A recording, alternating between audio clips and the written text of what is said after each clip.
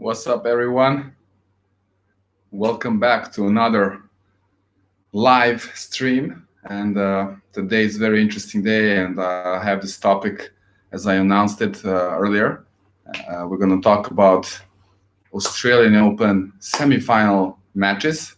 And as you all know, probably, today we had Alexander Zverev playing against Dominic Thiem, and yesterday we had Novak Djokovic, who dominated, over Roger Federer, even though Federer was, possibly a bit injured. But yeah, we'll talk about that more. And I would just like to, invite all of you to participate in the live chat, and ask any questions you have. And I would like to talk, as I mentioned, mostly about the Australian Open semi-final matches, and then we can lead into the what are our or yours predictions in the finals. And I'm super excited, and I would just write that comment here so that everybody who joins know what we're talking about. Hello everyone, I hope we will have more audience now. I was trying to calculate what's the good time for these live streams, and then I considered, okay, I think most of the viewers, on YouTube come from US, and then I kind of assume that all of the tennis fans, you like to watch the semifinals, which is like very early at US time.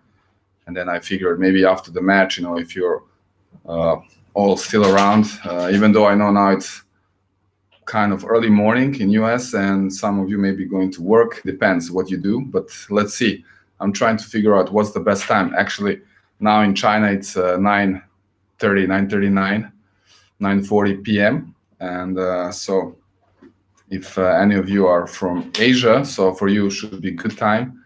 For Australia, maybe a bit late, but still maybe some of you are still awake. So we're trying to figure it out. And you can also help me. You can let me know where you're from and what time maybe suits you. And so we'll see, what kind of times we can work for the future live streams. And let me write this down. What are your thoughts or questions about semi-finals at this year's Australian Open? Thoughts, questions about semi-finals. All right, so let's see, what do we have here? Joshua, what's up? Liam, what's up? Welcome. John, who's playing for the women's single? You got me on that one. I was mostly focused on men's, but yes, I saw Muguruza won, and I think Kenin, she beat Barty, and Muguruza beat Halep. Yeah, actually I saw some of the highlights. Liam, and nice, I'm from Perth. Far as affecting you. It rained today, I see. Team is good, yes. And streaming the match while reacting to the game. Yes, I watched actually the last set in the match of Thiem and Zverev. And after I watched the highlights from the previous matches, from the previous sets, and I really think it was unbelievable match, unreal, the level. I think both of the guys played, very, very solid. And what I really like, what I saw is that, Zverev was, not holding back. And his serve was just unbelievable. He was serving at such a high first serve percentage, and obviously super fast. It really made it very tough for Thiem. That's why they played 2 tie breaks, and then the first 2 sets were very interesting, especially the second set. So I would also like to talk about that, and definitely about the yesterday's match between Novak Djokovic and Roger Federer. I would like to also hear your opinions about that. What do you think happened there, and did Federer actually have a chance? Considering all the circumstances, what was happening. So, do you think Thiem has a chance at winning? Mirunaki, thank you for the question, and it's a good one. It's gonna be very interesting, in the finals. Definitely Novak is a favorite, based on everything and all the stats, and even just considering this tournament, he was just more consistent, more stable, more dominating in his matches, and definitely he's a favorite in a match against Thiem on this kind of surface, and especially in best of 5, because the last time they played, Thiem beat Novak, and I think that was the ATP Tour Finals. But this was best of 3, and it's a bit different conditions here. It's a bit warmer. The balls are a bit faster, which actually also suits Thiem. So I think it will all come down, at the just their like individual performance, how they feel. And I was talking today with my friend, at the tennis courts, and I said, if let's say Nole plays at the okay level, so not at his best, and then Thiem reaches his best level, that will be very interesting, to see how that, how the match unfolds. But I really believe that, in this kind of matches, like, Grand Slam finals, especially in Australia, I think Nole will reach close to his best, if not his best. So it will make very, very difficult for Thiem, who, on the other hand, will be super motivated. He played 2 Grand Slam finals so far, at the French, and he mentioned himself, right after this match interview, it was a bit unfortunate for him that this is his 3rd final, and all 3 times he was facing, the player who was super dominant at that tournament. In last 2 cases, it was Rafa on clay, who won like 11 times, I think, or 12, and now Nole, who won 7 times here in Australia without losing ever in the semis or in the finals. So it will be very interesting. But again, this is a bit more ahead. I would like to talk about the matches we watched, because we can make some analysis maybe, and it's always interesting to look at the games a bit, from different perspectives, and looking back and see how all these players are like maybe changing their games and how they play against different players. Any advice on how to grow? Okay, so now we have a bit questions off the charts. Like, I want to first focus on these matches, and then maybe I can go through the questions and answer some of your questions, which are not related to the semifinals. Liam, what are your thoughts on Thiem's service motion? He pauses in the trophy position, maybe breaking the kinetic chain. I feel you on this one, Liam. I know what you're saying, but I still think that he's not pausing like in a dramatic way, and definitely he still has a good kinetic chain. And if you consider the speed, the velocity of his serves that he's producing, like, with his height and body, I think he's using like almost every like ounce, like a little part of his body, like to generate the most power. Like he's almost as efficient as he can be, with his serve. Zverev has a more continuous motion. Yeah, but I don't think that really like affects the speed of the serve or like efficiency. Do balls play slower in the cold? Definitely, much slower. I think it's quite simple. In cold, like in the low temperatures, the objects or whatever tend to kind of get smaller or like denser, whatever. In the heat, it gets expanded. So the balls in the heat, they will kind of think about it like blow up. Like they the balls become much harder and bouncy. In the cold, they get a bit like they kind of shrink, and not literally, but maybe like, and then there is a bit less pressure there, and yeah, kind of dead. This is what I'm experiencing these days, because here in China now it's like 5-6 degrees during the day, and we have some trainings. It's very tough. You cannot produce any speed or power on the balls. So these questions I will answer after. Any advice how to grow, occupation, how to train yourself? Hello, Paulius. What's up? Do you think physics will have a huge impact in the final? Physics, Toby. Yes, I mean for sure, because this is the Grand Slam. It's best of 5. You cannot really play this kind of matches and reach this stage of a tournament if you're not super like fit.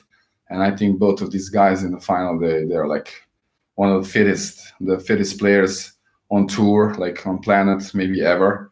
What they can do, how long they can play on this level, it's unbelievable. So, but I know what you mean. Maybe if it's a close match, will the fitness be a deciding factor?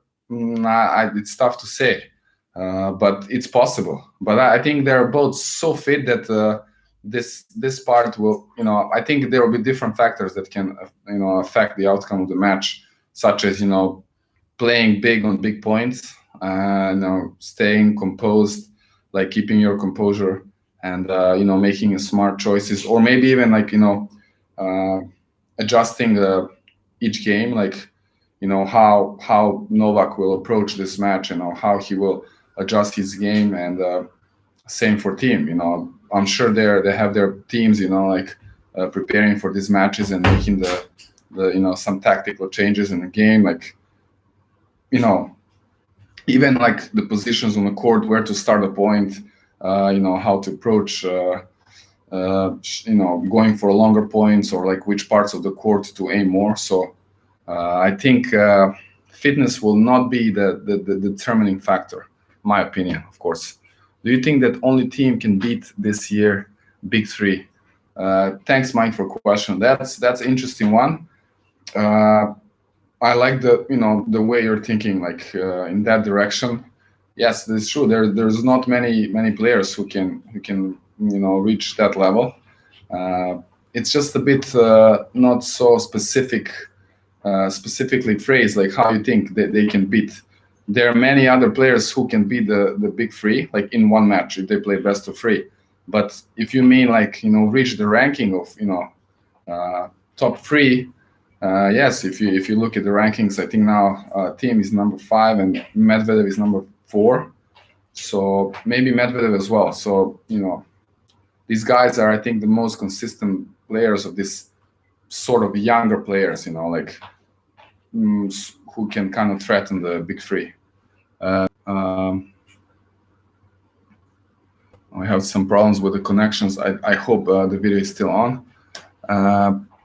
Yeah, because if you didn't know, here in China, it's very, very difficult, doing anything online, like, especially like on the social media platforms like YouTube, Instagram, all these platforms, you need to have a VPN, which is like a virtual positioning network, like, something that, because China blocked access to all this media, so you have to have this virtual thing that kind of puts you in a different place around the world, so you can actually have access to. So hopefully it will be okay.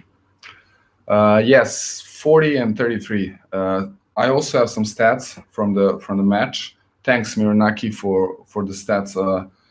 Well, they played 4 very close sets. They played almost 4 hours. So if you think about that, it's really not that bad.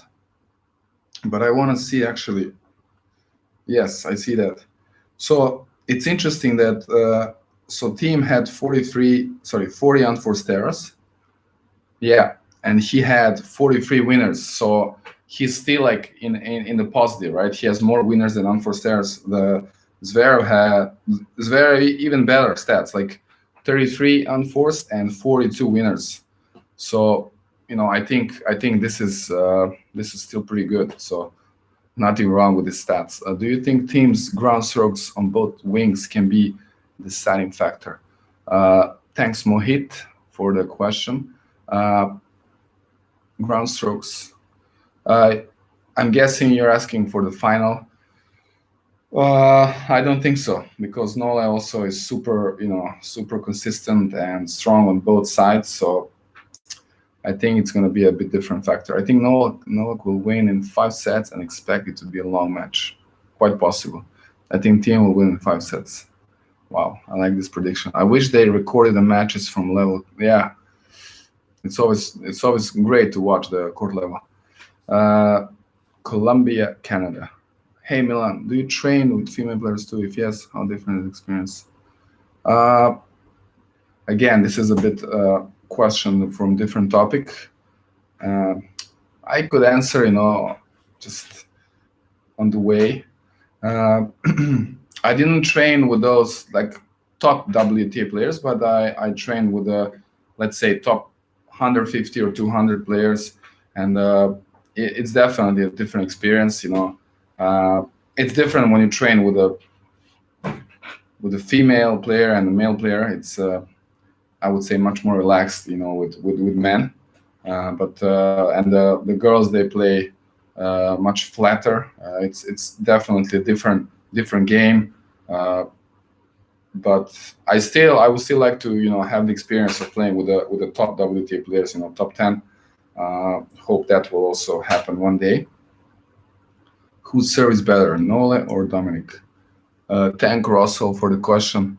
Uh, it's very tough to compare. Like if you consider the speed, obviously Dominic can produce faster serves, but Nole, has been serving unreal, unbelievably in the last period, and he improved his serve so much. I'm sure this happened, because he had the coaches such as Boris Becker and Goran Ivanišević, and two of like great servers. I'm sure they gave a lot of advice, and they worked on the serve with Nola, and he added some speed as well on the serves. But the way he's like placing, the serves, he's finding those spots over and over, and especially on the big points. So I would, yeah, it's a very good question. It's tough to compare. I would say both are serving great, but if you think about two of them, none of them is actually a player who like you would talk like, oh, like a big server, But actually, if you look at the stats and everything, like both of them are serving really really good. Yeah, it's very very close call. I would say like they have like a similar level in the serve. Maybe Nola is like, because he improved the serve so much lately, like maybe it's a little bit edge over Dominic's serve. Um, do you know any info about Joko or Dominic on how many hours do they train a day? What do they eat? Uh, that's a good question. I think everybody would really like to know this. Unfortunately, I don't know some like detailed information on that, but I can tell you that both of them are 100% in it, obviously, and they train super hard. For diet, I know for Nola that he's like super strict with that, and he's following his diet, and he wrote a book about it, and totally gluten free, and it's very difficult to follow that. But I'm sure when you have this kind of goal there, and there is nothing that should kind of tempt you to stay away from that. So I don't know about Thiem, but for his trainings, I know that he's like one of the hardest workers on the tour. I've seen some clips of his trainings, like many people are posting these, like, and just the amount of effort he puts into every exercise, being it's a fitness or on the court. I think he's definitely like somewhere up there, like in the top, like maybe the number one in terms of how much effort and how much he's training. Like I don't know like how many hours, and this depends on the time, on the on the period, if it's.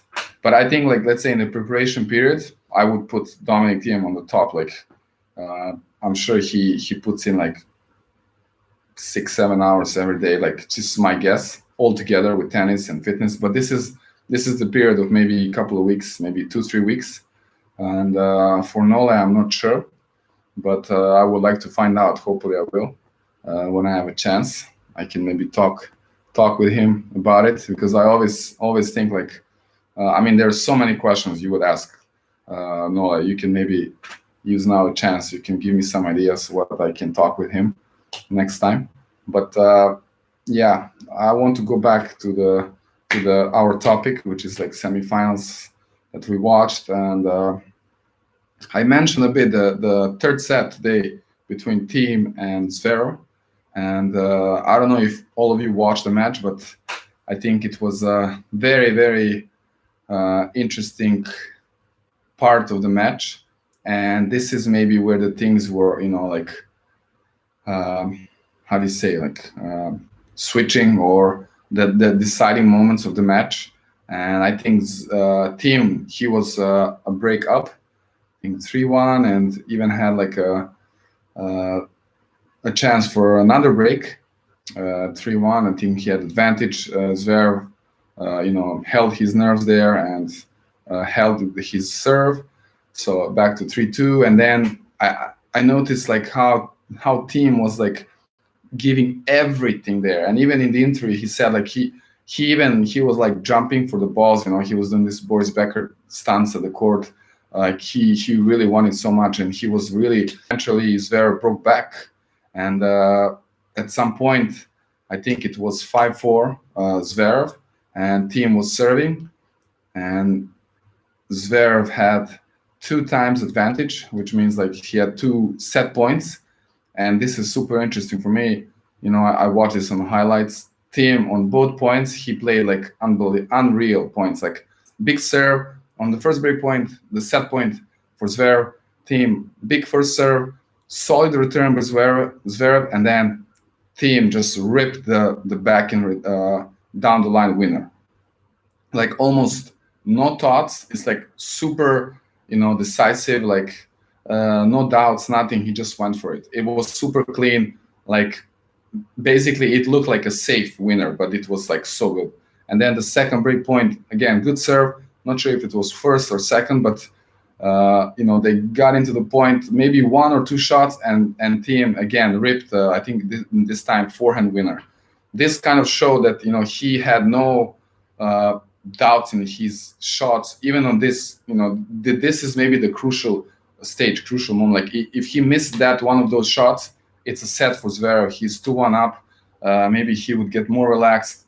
Then Thiem has like a mountain to climb, but Thiem had nothing. Like he didn't hold back. Like he just went for those big shots in these big moments, and then later, they got to the tie break, and as Dominic said in the interview, he always started well in these tie breaks, including the match against Rafa, where he won 3 tie breaks. Every time he was like 2 or 3-0 up, and this kind of made him a bit more relaxed and like to go for the shots more.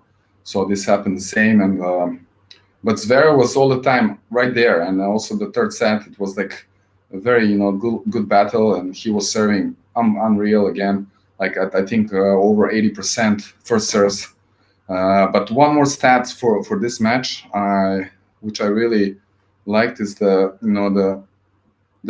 points that ended up at the net.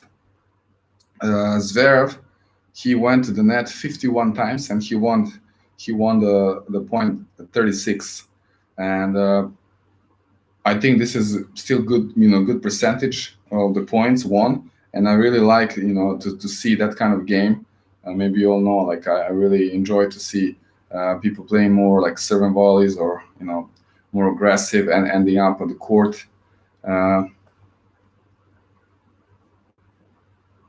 But it says not able to connect to the chat, so this is not good.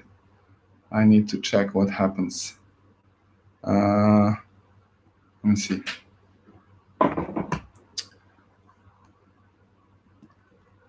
Testing.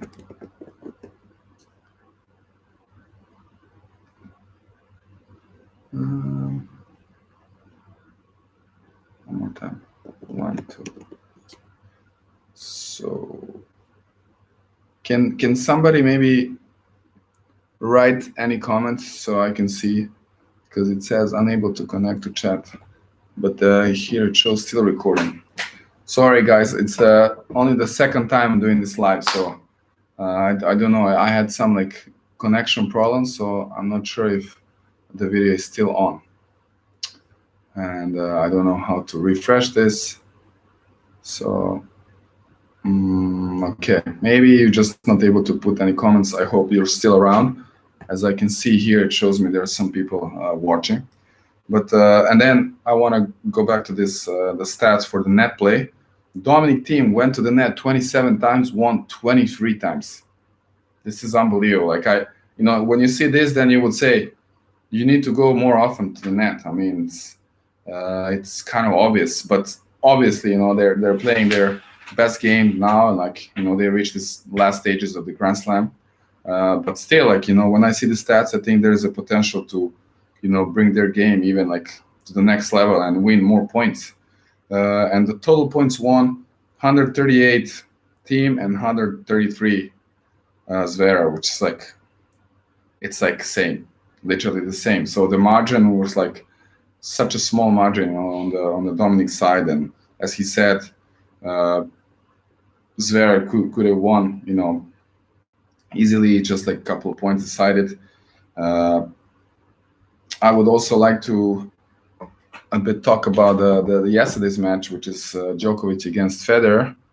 I just wish I can solve this problem now with the live chat. Chat participants.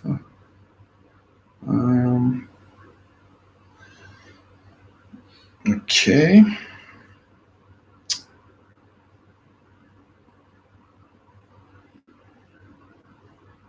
Anyways, it's just a bit different, when I can see your comments and you can a bit more engage. So it's just a shame.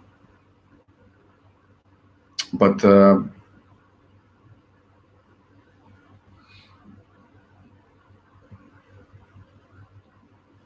anyways, the yesterday's match, Djokovic against Roger Federer, 7-6, 6-4, 6-3, I believe. And that was, I would call it a lesson from Nole. But of course, you have to consider the circumstances, and Roger was not 100%, from the match before against Tennis Sangren, where he had this physical problem, some kind of pain, and he said himself, it's you cannot consider it as an injury, but he had some pain, and it kind of maybe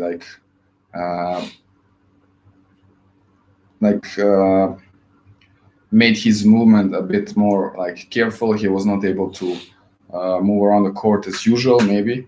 But if you look at the start of the match, where I think he just played unreal tennis, and this is also due to the fact that he was coming to the match with this kind of problem, and he knew that he has to go for the big shots. He has to go for some shorter points, and that's how he played, super aggressive. And in the beginning, he was not making many mistakes.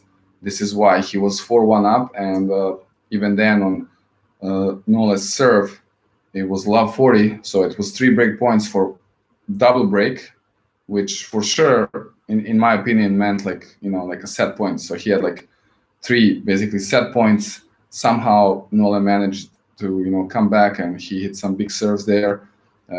Again, maintain his composure, and just again, as many times he did in the past, and also at this tournament, he dominated in the tiebreak. As the commentator said, I think in the previous match, it was a real tennis clinic in the tiebreak. And then I think the second and third set kind of went it was like one-way traffic. I think Federer maybe also knew that, after losing that first set, which he should have won, it kind of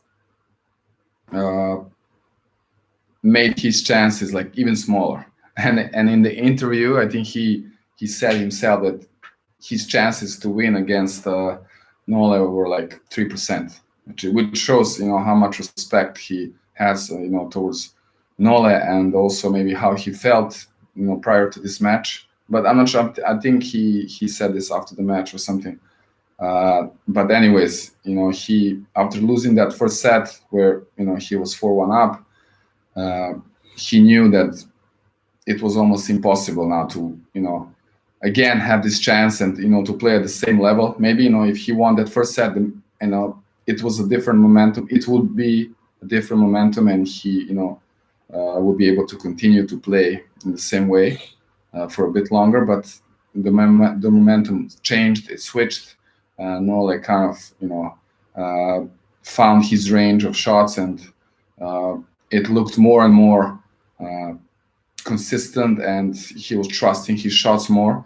And what I think it's also interesting to say, I have the stats from the first set from that match, but what Nole said in the interview is that in the beginning, it was not easy for him to play because he was thinking about what everybody was saying, or what the media was saying about Roger's conditions. So he was trying to see if Roger is actually able to play at his 100%, and he was looking how he's moving and everything, instead of focusing on his own game. And he said it's like a very rookie mistake, how to call it, because he should know that he should just focus on his part of the court and his own game, his shots, instead of thinking about the opponent.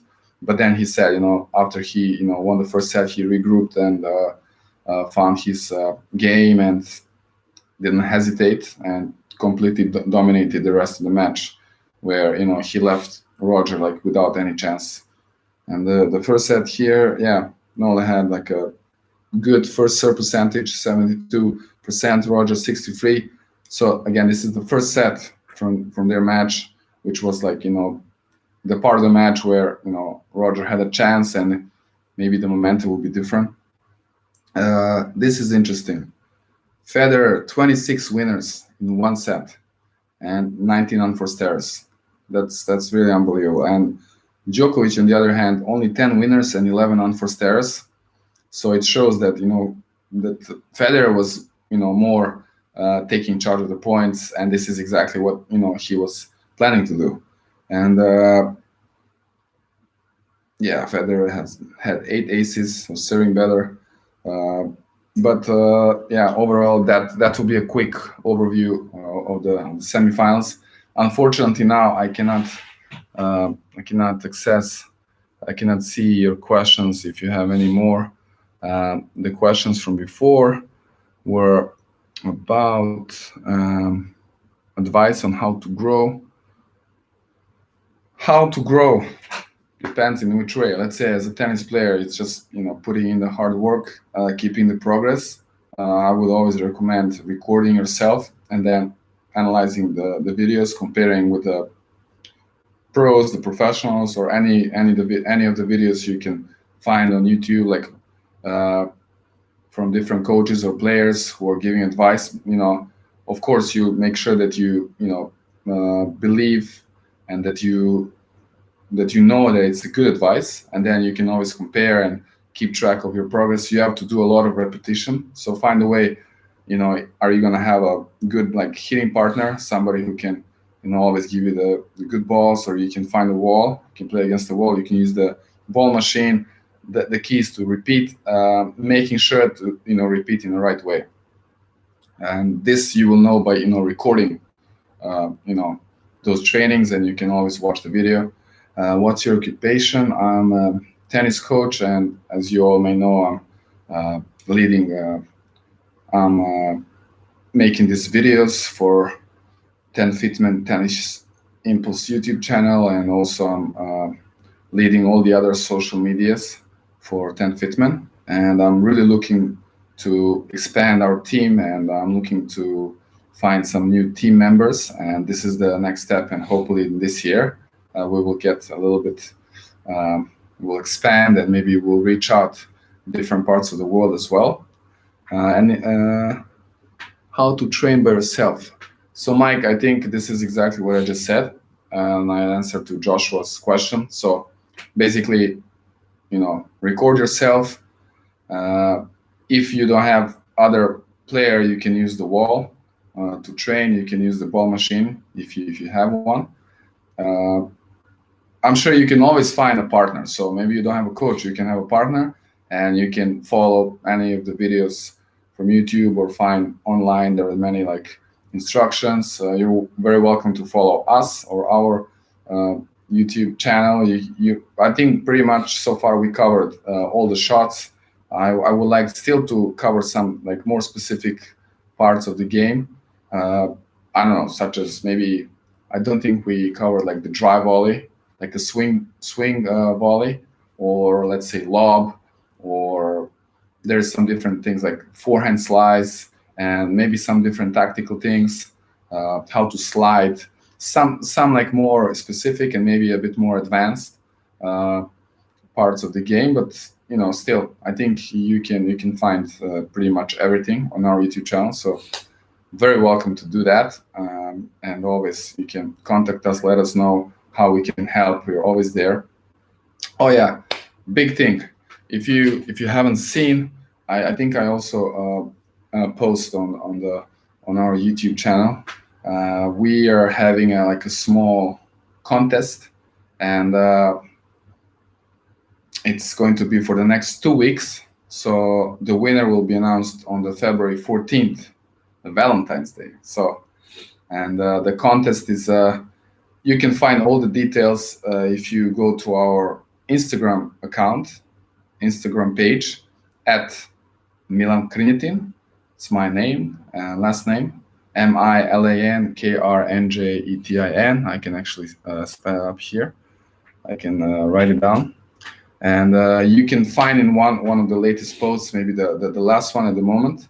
It's the post with the t-shirts. You will see 4 t-shirts. One of them is this color, and so basically you need to, first of all, you need to have Instagram, so you can follow us on Instagram, and you can find the post, you can see it, and there's the description, and where it says you have to make a post on Instagram and the story, something tennis related, where you will be very creative, and you will try to maybe to inspire with that post, something that we always try. You can give some value with the post, but also maybe inspire your followers or somebody who can see the post, and you can tag us there at that post so that we can see it. Also, you need to tag 3 friends in the comments of our post with those t-shirts, and a couple more things you can see there in the details, and the prize is 1 TENFITMEN shirt, and also 1 Skype session with me. So if you get chosen as a winner, we will get in touch, and we can arrange the session, and you will also get a video analysis where you will send me your video, and I will make the analysis and actually upload on our YouTube channel. So I will try to make possibly side-by-side analysis, like with, let's say, with your shot. If you want to improve your forehand, I will make sure I make a similar videos from a similar angle, and then I can make those 2 videos at the same time, and try to help you improve your forehand. So you will get, and again, the shirt, the Skype session, and the video analysis, those 3 things. You just need to head over to our Instagram channel, Instagram profile, and look at that post, and you will see all the details there. You definitely need to leave the comment there and follow us, and a couple other things. I think it's pretty simple. You can get it done in a few minutes, and you have a chance to win this. I think it's a nice prize. I think it can be interesting. So I'm just a bit, I feel a bit sorry for this connection problem, and I don't see the comments for like already like 20 minutes. So I'm sorry for that. If you had any questions, you can post the comments later when the video is actually done and uploaded to the channel. And yeah, again, thanks everyone for joining. It was fun. Again, we had this little problem, but hopefully next time it will not happen. I think it's because it's in the evening here. Usually the connection is a bit weaker, but so maybe next time it can be during the day or afternoon. We'll try to figure out something, and that's about it. Thanks again, and looking forward to watch the final, and definitely we'll have another live stream, maybe before the final as well, but after, for sure, after the final. Until then, keep playing, keep having fun, and you're very welcome to watch our videos. Put comments, like give us suggestions on what kind of videos we can make. Follow us on all the other platforms, and that's about it. Thanks again so much. I'll see you soon.